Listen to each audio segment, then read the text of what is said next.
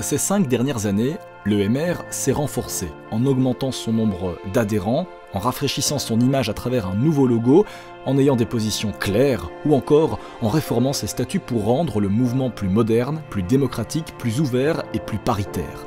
Autant d'initiatives menées par notre président, Georges-Louis Boucher, élu à la présidence en novembre 2019. Suite aux élections de 2019, l'EMR a été en capacité de rester au pouvoir en Wallonie, aux côtés du PS et des Colos. Des partis de gauche face auxquels nos ministres Willy Boursu, Adrien Dolimon et Valérie Debu ont défendu nos valeurs libérales. À leur bilan respectif, la réforme des outils économiques wallons, le développement des infrastructures sportives ou encore l'essor de la marque Visit Wallonia.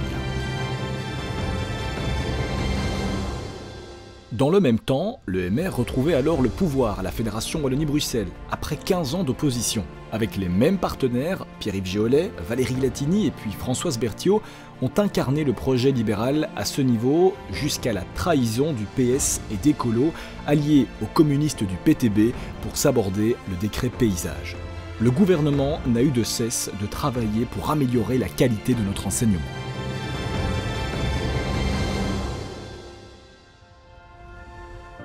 Au niveau fédéral, l'EMR aura marqué l'histoire en installant pour la première fois une femme au poste de Premier ministre.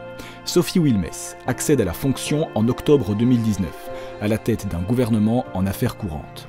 Elle prend ensuite la tête d'un gouvernement de crise en mars 2020 dans le cadre de la pandémie de Covid-19.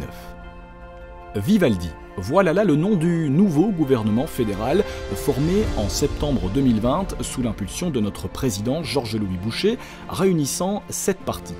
Autour du Premier ministre Alexander De Croo, nos ministres, David Clarinval, Sophie Wilmès, ensuite Adja Labib et Mathieu Michel, réussiront cependant à imposer un changement de cap majeur. Le maintien du nucléaire, indispensable pour garantir notre sécurité d'approvisionnement, des prix abordables et le respect de nos objectifs climatiques.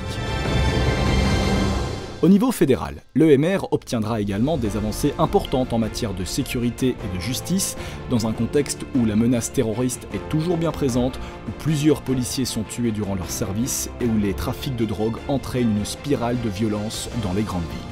Durant toute cette législature, les libéraux n'ont jamais cessé de rappeler l'importance du travail.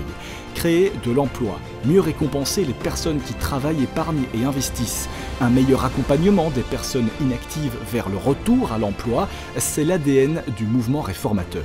En la matière, il reste fort à faire pour changer les mentalités dans notre pays.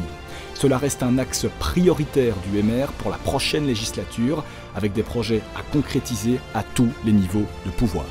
Alors ensemble, plus que jamais, avec les libéraux, l'avenir, c'est clair.